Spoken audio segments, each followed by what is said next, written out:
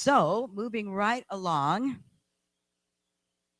what you've been waiting for, this wonderful, wonderful evening. I'm very excited about this. Please give a warm welcome to Wade Wooldridge.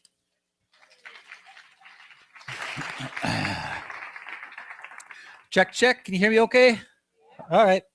This is a Billy Joel song that I thought I'd start tonight with there. How do you play this thing? Oh, yeah.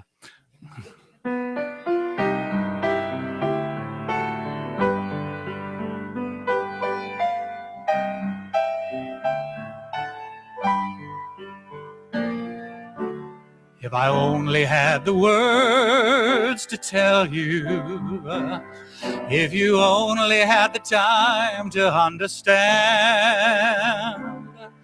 though I know it wouldn't change your feelings, and I know you'll carry on the best you can. If I only had the urge to tell you, if you only knew how hard it is to say, when the simple lines have all been taken, and the radio repeats them every day. If I never find the song to sing you, if you always find it hard to comprehend, oh, I know there wouldn't be much meaning if I had to sing those tired words again. Life goes on, and tonight will soon be gone. But if we try,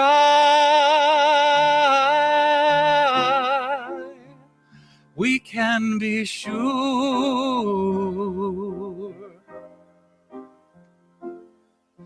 If I only had the words to tell you, if you only had the time to understand,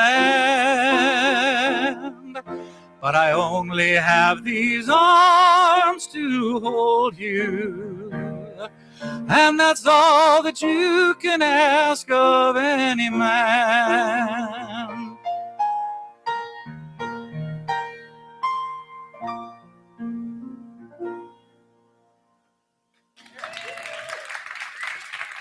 Thank you.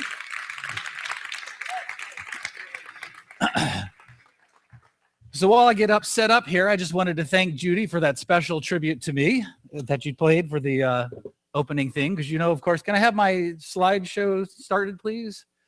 Because the name Wooldridge comes from the Old English Wulfric, which, of course, means the wolf. So thank you for honoring the wolf in your presentation there this evening. Hi there. So if when I tend to talk too fast when I get excited. So if I get excited and I talk too fast, everybody just go, shh, shh, slow down, okay? Oh, look, there I am. Okay. So my previous Wednesday Wisdom Talks have all been about me sharing about topics in philosophy that I'm interested in, and today's no different. I'm a big fan of words. I don't know, every time after service on Sundays, you can find Kimberly and me. Here's Kimberly. Kimberly. See, no wonder you don't like to use this thing. There she is. You can see Kimberly and me down at the El Pollo Loco over here having a salad and doing the Sunday New York Times crossword puzzle together. It's one of our little things that we do there. And one of my pet names for Kimberly, if you don't know, is the word goddess, because I'm pretty good with words, but she is really good with words. If you want somebody to punch up your resume or work on some ad copy like that, Kimberly is your gal. I used to know even more words than I know now, but that's a whole different topic. So right now, without using any words, I would like everybody to send me a thought, please. Send me a thought. I'm getting Istanbul from over here. Ferrets are over here somewhere. And avocados? I don't understand that. Avocado. What was the avocado thing? No? Oh, okay. So you might have noticed that there's a lot of non-communication going on in the world today. And a lot of it is because of this simple thing. I can't see into your brain. You can't see into my brain. The only thing that we have to share what's going on for me to actually share with you, is these limited words that we have. And so I think words are important. I'm actually surprised sometimes that any communication ever goes on when we look at how bad we are with words and how lame they are sometimes to try to get across what we're talking about. Is that a good word for it? Lame? It's lame. It's lame. Come on. So I'm going to talk about a bunch of words tonight. And yes, we're going to consult the dictionary, even though they always say, never ever start your talk with, I'd like to talk about X. The Webster's Dictionary defines X as blah, blah, blah, blah, blah. I hate that. But anyway, so we are going to consult the dictionary tonight. But I just want to remind everybody that the dictionary publishers will be the first people to tell you that dictionaries do not define what words are. Dictionaries only reflect the common use of what words are. So the other thing that they do that I like is they tell us where words come from, like Wooldridge from Wulfric from whatever. And wade, of course, means walk on water, or walk in water, actually. But actually, the name actually comes from wandering. So I'm the wandering wolf, if you ever wondered what Wade Wooldridge is there. But they do tell us where the word comes from. For example, take the great Scrabble word buxom, okay? Right? Everybody knows what buxom means, right? But what it comes from a word meaning to bend. It actually comes from an Old English word meaning to bend, and originally referred to somebody who was compliant and obliging. Okay, and then it later meant lively and good-tempered, and eventually became associated with serving wenches and the like. And now everybody seems to agree that it means large-breasted or full-figured, right? So which of those is the right definition of it? Whatever we all agree it is. Okay? So what is the point of my talk? Point of my talk, words are fun. Okay? This is my serious face saying words are fun. They're fun. Okay? And words are only as good as the agreement we have for what we're talking about. Right? Okay, good. Just want to make sure. Sometimes I forget it's television. This is not television. I'm actually here, right? This is not a screen, okay? So words are fun. Words are also powerful. And the better you understand them, the better you can use them, the more power you can wield in your life, the more you can deflect the words that people often try to use at you instead of when they're talking to you. So we're going to talk about a little bit about that, and we're going to talk about what is it you believe. We're going to talk about what is the foundation of that belief. And we're going to talk because, for those of you who don't know, I deal in some web forums, which they're now called. Don't you hate that it used to be index and indices, but now it's indexes? Oh, that just bugs me. Anyway, that's a side topic there. But anyway, but I deal in some forums dealing with theocrats and other believers, and I'm a member of the Freedom from Religion Foundation. Not that I'm advocating for that here, but that's a church-state watchdog trying to keep our ability to worship as we please here in this lovely Christian nation called the United States. But that's a different story. We'll go there some other time. But here's what we're up against. Words are imprecise. Everybody's seen this beautiful, I can't, say the French for me. This is not a pipe, is what it says in English. Yes. Well, it's not. So pretend for a moment, did anybody see Shogun back when it was a miniseries? Or has anybody seen, what is it, Silence? Was one of the Academy Award winners last year, about the Portuguese landing in Japan for the first time in 1543. So imagine you're Portuguese and you're landing in Japan in 1543, and you're trying to communicate with the people there, and you have no words in common. They have words, you have words, and you have absolutely no words in common. And you have to somehow build up the ability to communicate. So you start with simple nouns. That's a boat, me, tree, house, you. We can make some gestures and draw some pictures and try to get some communication on that. But how long would it take you to get from that to go to the next level where you work up to verbs and you say, I go, and we eat, and we run, right? How long would it take you to work up from that to basic concepts like yesterday? How many words would you have to know to be able to give away the concept of yesterday or autumn? Something that it's a very simple concept, right? Autumn is a very simple concept. When I say autumn, everybody knows exactly what I'm talking about. But how many words do you already have to have in there to make autumn make sense to you? And then if you got to the conceptual side of things, how long would it take you talking to your Japanese friends here to get up to concepts like government or responsibility?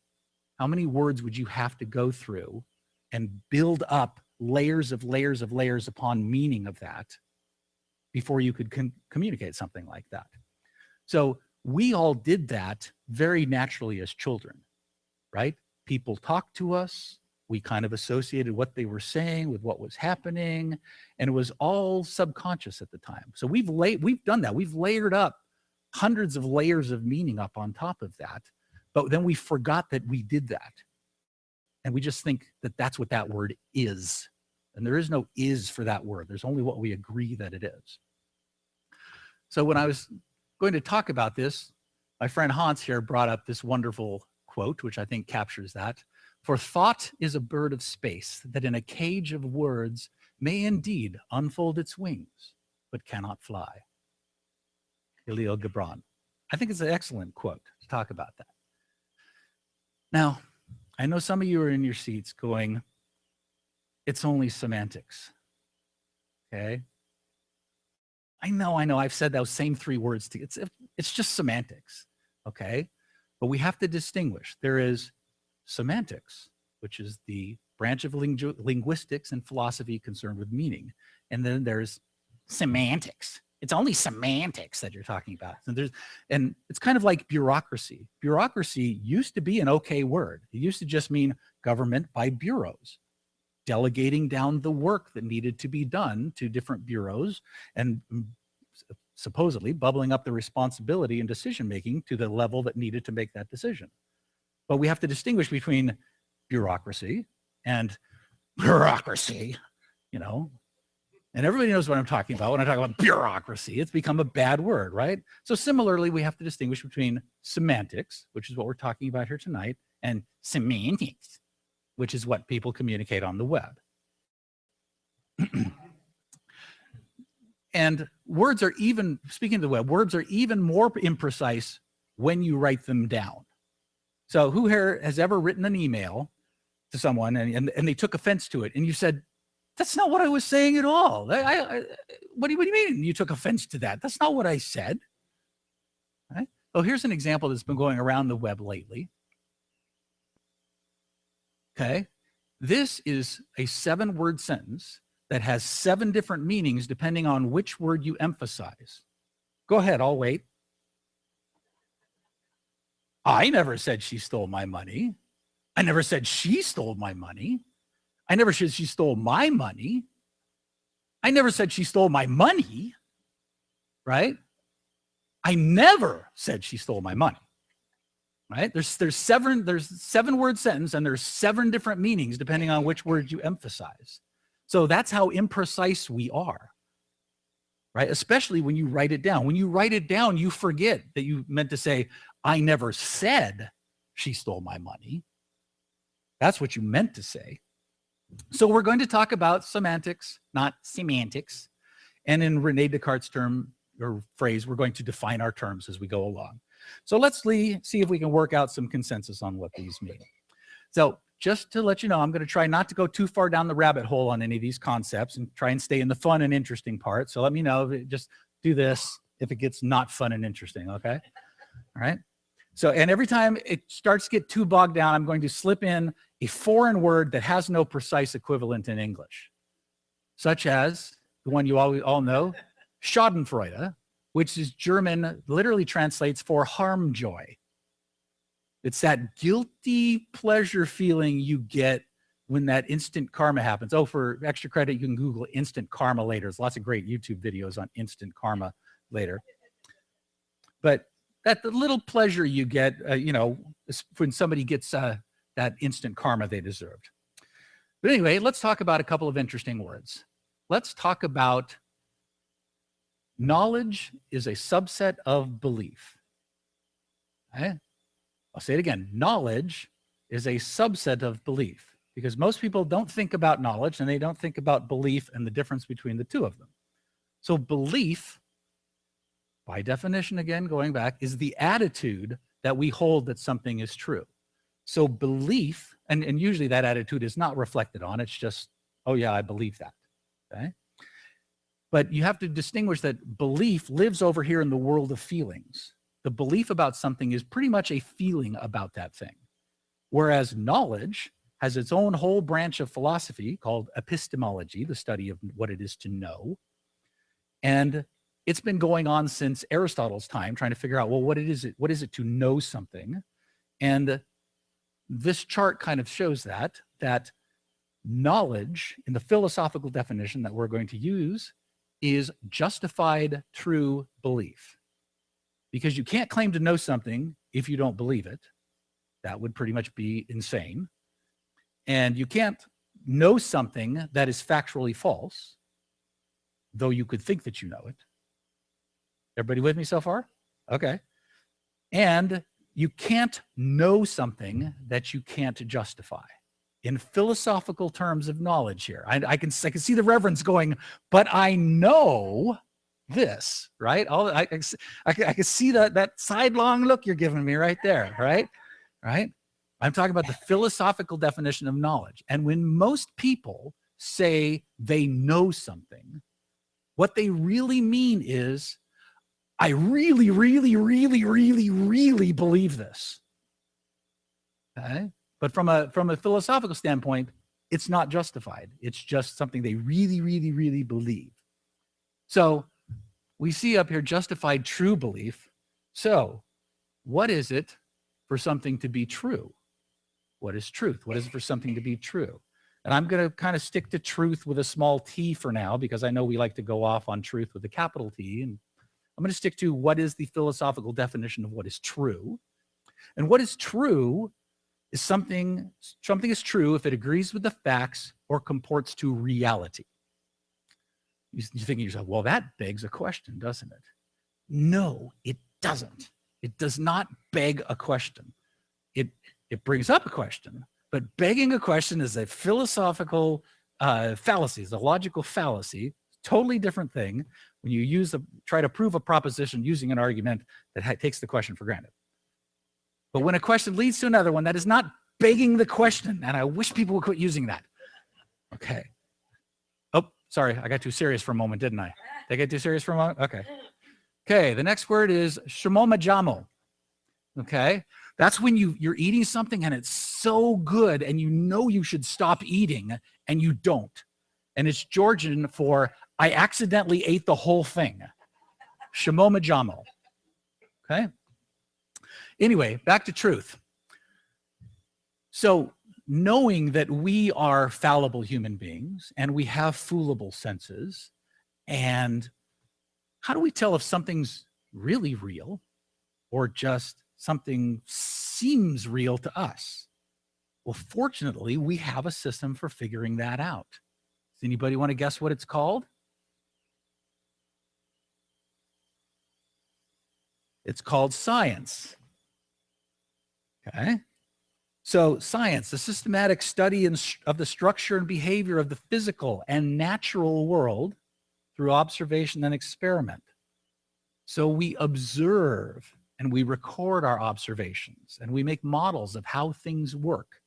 And we make predictions and we test those predictions and we test those models. And we make sure that it works the same for you as it works for you. And it works the same here as it works over there. And that gives us more evidence that our model is an accurate model of what is reality. Okay? That's what science is. Science is an attitude. It's It's a mechanism. It's a methodology. So anything that can't be tested is not science. Okay? And I, for one, actually, I'm really glad that we removed religious science from the name of the church. But most people were because they didn't like saying, no, not Scientology, no, not Christian Science. I got that. But I like it for different reasons. So anything that can't be tested is not science.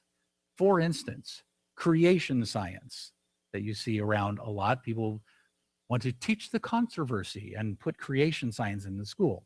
Well, creation science is in quotes, scare quotes here, because it is not science. It makes one assertion that God created the universe, typically 6,000 to 10,000 years ago, with no evidence, no prediction, nothing that can be tested. It gives no explanatory value at all. And it is, in short, not science. Evolution is not science. Evolution is an observation. Evolution is just the observation we make that says, you know what? The older we go in the geological record, the simpler life becomes, the less varied life becomes. There's a point in the geological record where it appears there was no life at all on this planet. And then there was life. And then that, over time, you can see it, we can observe in the geological record that life gets more and more interesting and more varied. And all of a sudden there's multicellular life, and there's plant life, and there's basic animal life, and then there's varied animal lives all the way up to us, the great apes. Okay? But that's just an observation. The theory of evolution by natural selection, now that's science. And it's a foundation of modern biology. It's the model that explains the observation. It says, well, how did this all happen to this? How did we evolve and become all these different things? The best example of one of these predictions is something called Tiktaalik. There's your word for the day, and you can look that up if you want. But we had fossils from about 380 million years ago that were fishes. And we had fossils from about 365 million years ago that were tetrapods, land-walking, four-legged critters.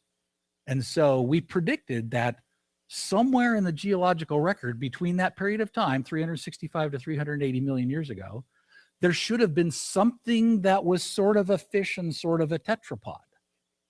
And so they said, well, let's go find that. So we went and looked to say, okay, where do we see exposed rock that's about 375 million years old, and that would be in an area that had water at that time? And sure enough, we ended up in northern Canada, as you probably know, and they found the first Tiktaalik fossils in 2006. So there's a prediction that can come true.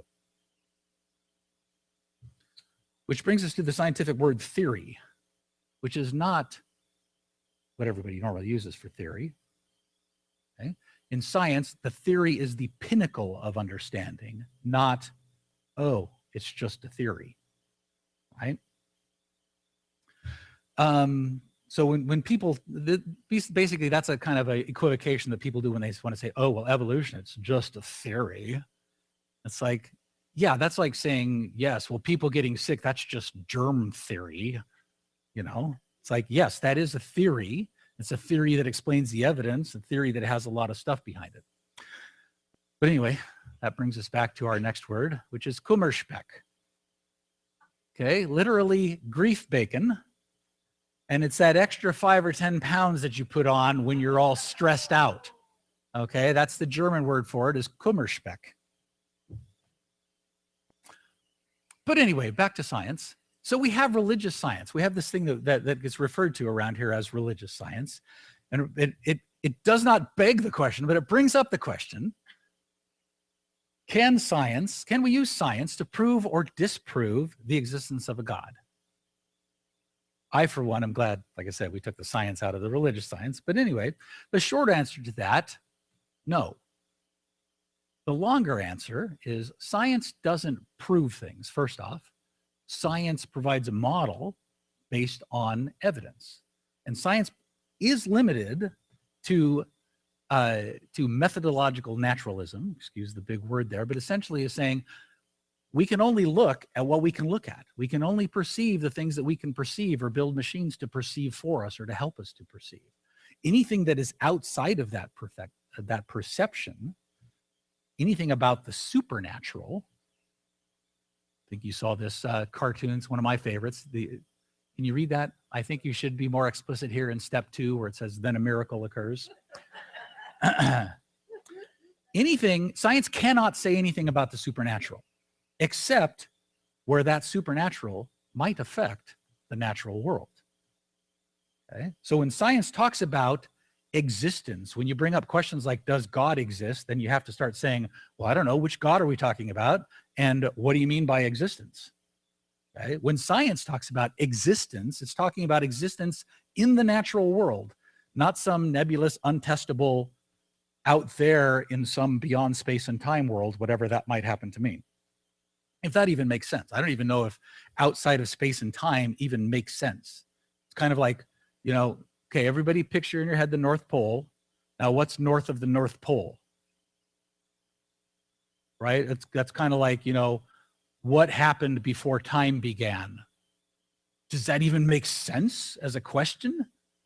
What happened before time began? Anyway, so talking about science and gods, can science say something about the gods Heros or Helios driving the sun across the sky in their magic chariot? Yes, of course.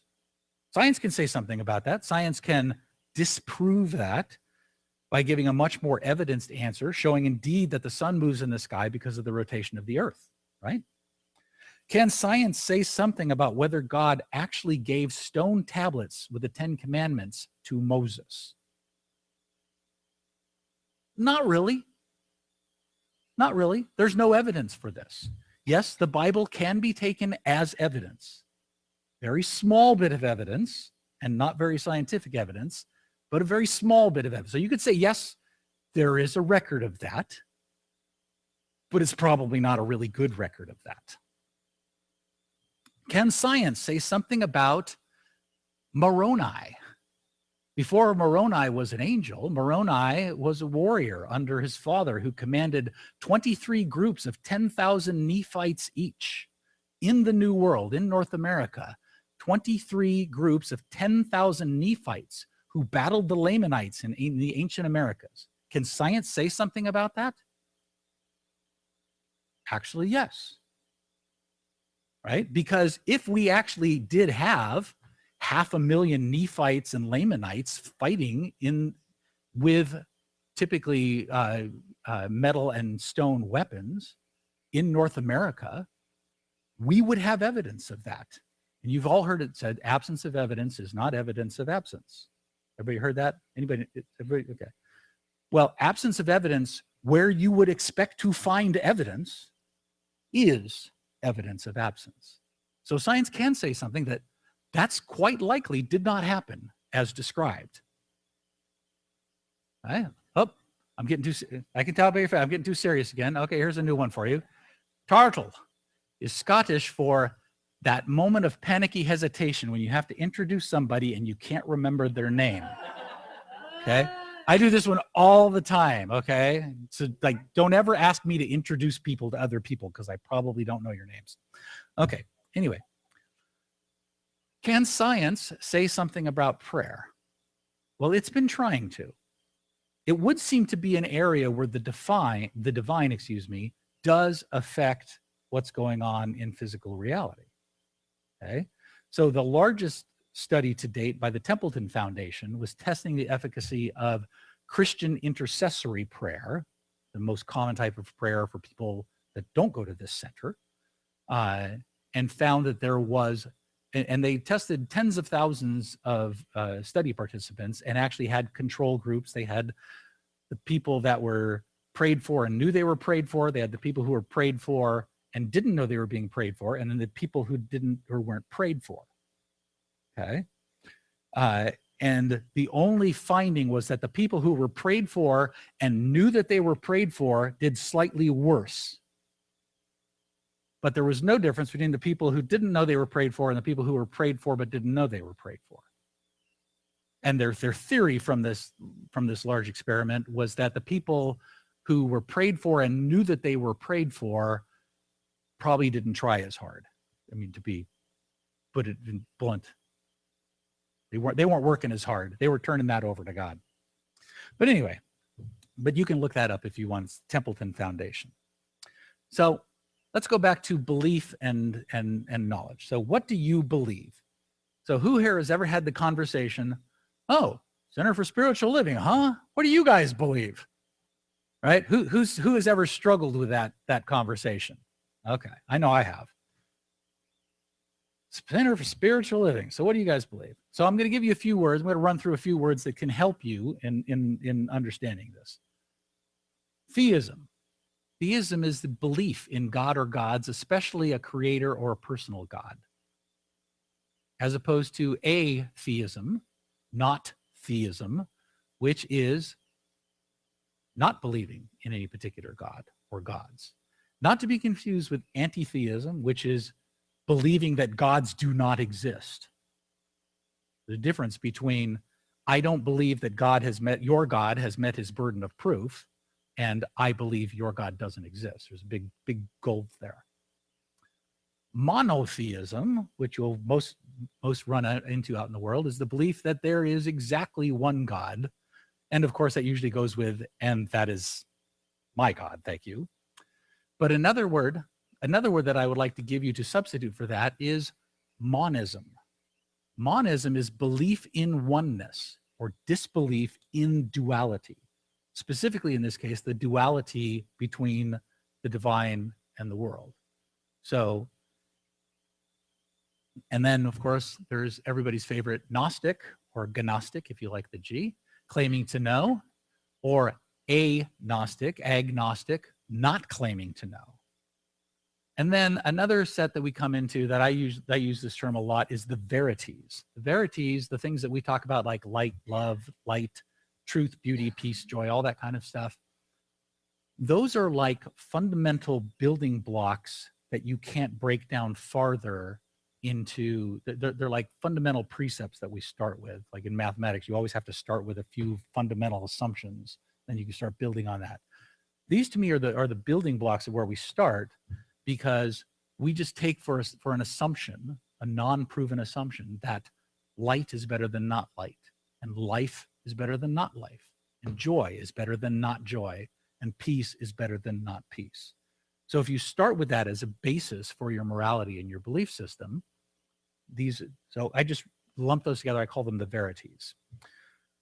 So if you ask me personally what I believe, I will tell you that I am an agnostic, atheistic monist. Okay? That is, I don't claim to know whether God exists. And in general, I don't believe in gods. But if a God exists, it is certainly indistinguishable from the oneness of the universe that we all experience here. So that's why I'm introducing some of these words. Now, if you ask me what we believe, I will tell you that we believe in a oneness of each person living as an expression of God. And the reason we're talking about words is because we're able to speak our words to create the experience of the divine in everyday practice. A couple more words for you. Pelinti, which is a Ghanese word for move hot food around in your mouth so you don't burn yourself. Okay? Okay? So a lot of people believe that their religion is obviously correct and that anything else is a cult. So in response, I give you this paraphrase of one of my favorite internet quotes. In a cult, there is a person at the top that knows that all the words are made up.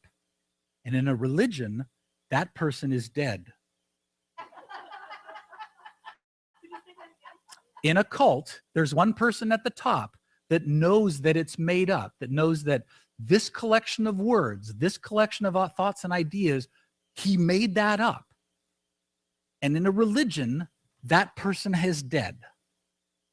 And the rest of everybody forgot that this is just a model we made up of how the world works, of how the divine works. It's a set of analogies and words and interesting ideas, right? Ernest Holmes, I mean, we graduated from a cult to a religion when Ernest Holmes died, because he knew, this is my synthesis. This is what I'm pulling together these thoughts, and I think that's right, and this sounds good, and this is my best set of words to explain the unexplainable, to F the ineffable. Okay. So I'll give you a couple more words. I'm running out of time, running short on time, so we're going to run right through them. Orthodoxy. You'll hear this one a lot. Orthodoxy. Remember, what is orthodontics? Correct teeth. Orthodontics. Correct teeth. What is orthodoxy? Correct doctrine. Okay. Of course, everybody believes they have the correct doctrine. Okay. More important than orthodoxy is orthopraxy. Correct practice, as opposed to just believing that you're going to get to heaven by faith and salvation.